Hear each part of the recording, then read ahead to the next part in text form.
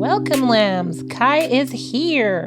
I wanted to kind of start a little new thing for season 4, which I already have Khari Rants, and you kind of get a taste of Khari Rants. Before I put it behind a paywall, you could check it out. Just go back in season 3, you'll see some Khari Rants in there, and I do Khari Rants in the midweek Wednesday episodes. But so many cases come my way that I just want to talk about with y'all. So I decided to do a true crime rant. It's just true crime. It's not really niched down like I usually do relationship crime. These mini episodes are just true crime, just talking about whatever cases that come my way. It's all going to be mini episodes. It's not going to be long. Some of them are just going to be 5 minutes. It's going to be really short episodes, but it's only going to be twice a week for those. So I haven't really set a day. So it's either Monday or Tuesday and then Fridays. So Fridays I'm planning on it to be Florida Man Fridays. And I haven't made up my mind on the first one, whether it's going to be Monday or Tuesdays, which day. So bear with me while I flesh this out, because I do this by myself and I'm just trying to bring y'all the best podcast that I can bring y'all the true crime that's going on, so we can keep our eyes open, our ears open, be mindful, and if something is unsolved, probably help to solve it. So this is the basis of true crime rants. If you have any case that comes your way that you want me to talk about, and again, it's not the full-length cases. Those are Sundays. That's still there. It's just mini cases that just pops up on my feed, or some of my lambs send it to me, or whatever. So if you have cases that you want to hear, go ahead and DM me. You can always send me a message. You could always email me, noconductradio@gmail.com. So that is the intro of what today's episode is, and you'll find another one on Friday. We will still have our full-length episodes on Sunday and our midweek minis on Wednesdays. But for season 4, I'm also adding 2 more mini segments. If you don't like it, let me know. If you're into it, let me know. That way I know how to move forward. So anyways, let's get into this Tuesday's true crime rant. And just like my other rants, you could find the links to these articles in the notes below, because with these rants, I'm literally just seeing the article and bringing to you what I saw. That's it. So I don't want to steal anybody's work, so you can actually go to the actual article with the link below. So this Tuesday true crime rant comes from both People and the New York Post. It starts, a 21-year-old Wisconsin man is convicted for killing his girlfriend's parents after disputes about COVID social distancing. So this happened around 2020. Khari Sandford was dating Miriam Carr at the time COVID hit. Miriam's parents, Dr. Beth Potter and Robin Carr, allowed him to move into their home so that he could be around Miriam while still adhering to the COVID social distancing mandate. However, Khari really didn't want to adhere to social distancing mandates. I don't understand people who had problems with that. I mean, some of my listeners probably had problems with that. I don't understand. It was just literally just don't stand close to people. Wear a mask. That was it. I mean, it wasn't a big deal to me anyways, but if the store said wear a mask, just put on a mask. Anyways, that's how I saw it. So they wanted him to adhere to the social distancing mandates. Basically, don't go out to stores without a mask. I don't know, wash your groceries when you come back to our house, whatever they said. And he didn't want to do it. Which then my thing is, get out of their house. You're in somebody else's house. All you literally have to do is just follow their rules.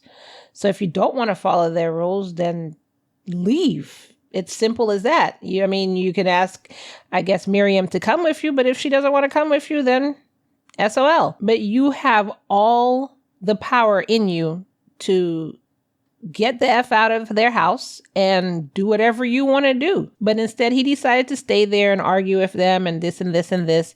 So the parents decided that, okay, since you're not listening, we're going to move you out of our house.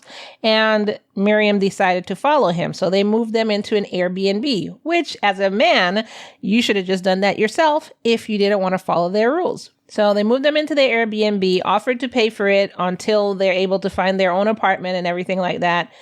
Problem solved, right? Yeah, no, you would think it was, but no. So he was still all up in arms because he felt that her parents didn't respect him as a man, even though, you were in their house and they're paying for your Airbnb. And where's the respect you as a man part? I don't know. The Dane County Assistant District Attorney Tim Verhoff said that, quote, the parents were living in fear of COVID, but they should have been living in fear of Khari Sandford. And Khari's public defender said, objection, Your Honor. My name, Attorney Crystal Vera, said that is a gross mischaracterization of my client, and there is no evidence that anyone thought he was dangerous.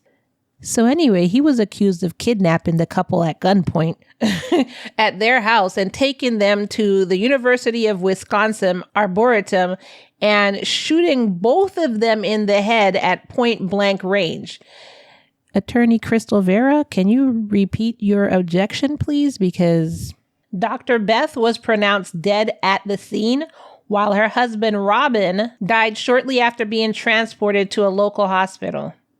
Now, 20-year-old Alijar Lure, which was Khari's friend who was with him when the couple was killed, and he drove the car that had Dr. Beth and Robin in it, testified that he didn't know that Khari planned to kill them. And in 2021, he pled guilty to 2 counts of felony murder with kidnapping as the underlying crime. He said, like I said, he didn't know that, Khari planned to even kidnap them or kill them or anything like that. And when he found this out, he feared for his own safety. That's why he complied. The judge sentenced him to 8 years in prison with credit for time served. After he's released, he'll be subjected to extended supervision for a period of 10 years. Miriam has not been charged in the case and has testified that she knew nothing of Khari's plan. In a statement written by Miriam and read out loud in court, she urged the Judge Ellen Burrs, to keep Khari in prison because she feared him. She also alleged abuse from him and manipulation throughout their relationship. In May of 2022, jurors deliberated for about 3 hours before finding Khari guilty of first-degree intentional homicide. And when the verdict was read, he showed absolutely no reaction, even knowing that this verdict could carry a mandatory life sentence.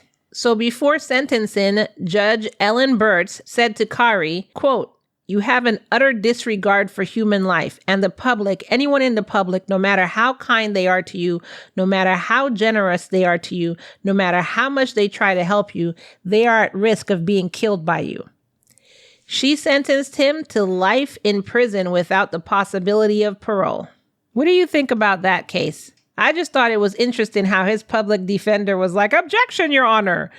That is a gross mischaracterization of my client there who abducted and shot these people point blank and left them in a ditch to die and walked away because he felt that they didn't respect him even though he lived in their house and they paid for the Airbnb and yeah. I don't know. Anyways, what do you think of this one?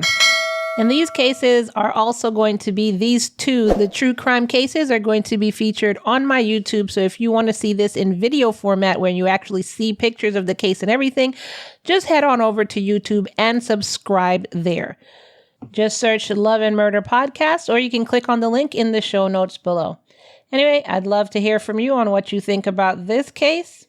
And as usual, I'll see you in the next rant. Bye.